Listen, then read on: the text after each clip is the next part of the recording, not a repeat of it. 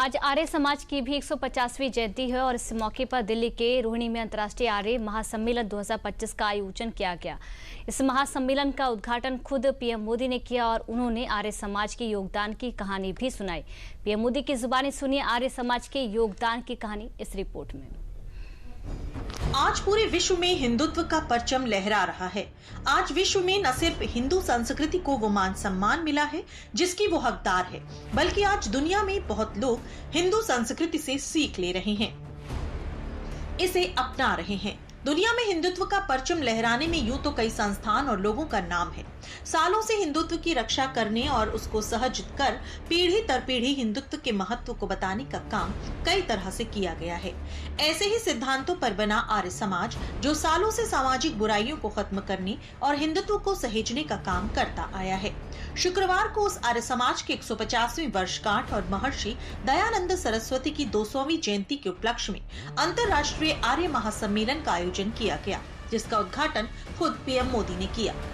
साथियों, स्वामी श्रद्धानंद जैसे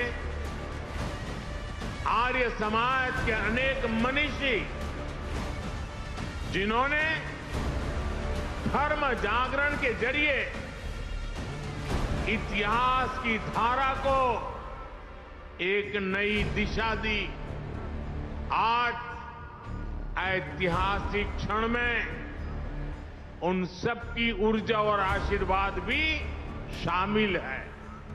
जहां पीएम मोदी ने इस यादगार मौके पर आयोजित अंतर्राष्ट्रीय आर्य सम्मेलन 2025 में स्मारक सिक्का जारी किया, साथ ही भारत के सुनहरे इतिहास में आर्य समाज के किए गए काम से समृद्ध हुए भारत के वर्तमान का जिक्र करते हुए आर्य समाज की अहमियत को जाहिर किया।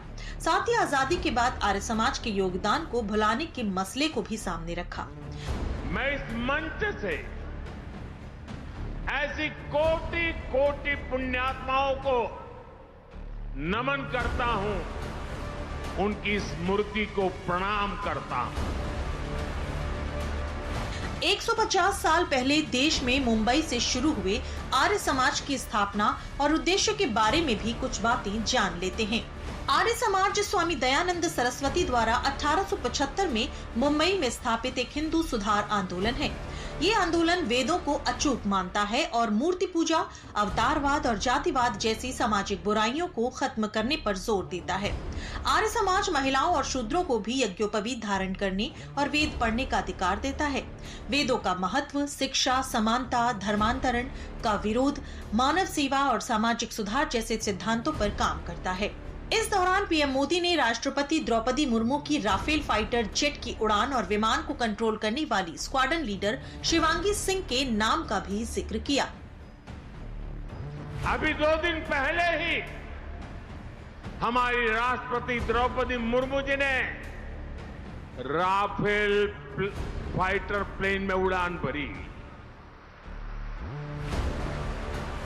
और इसमें उनकी साथी बनी स्क्वाड्रन लीडर शिवांगी सिंह। आज हमारी बेटियां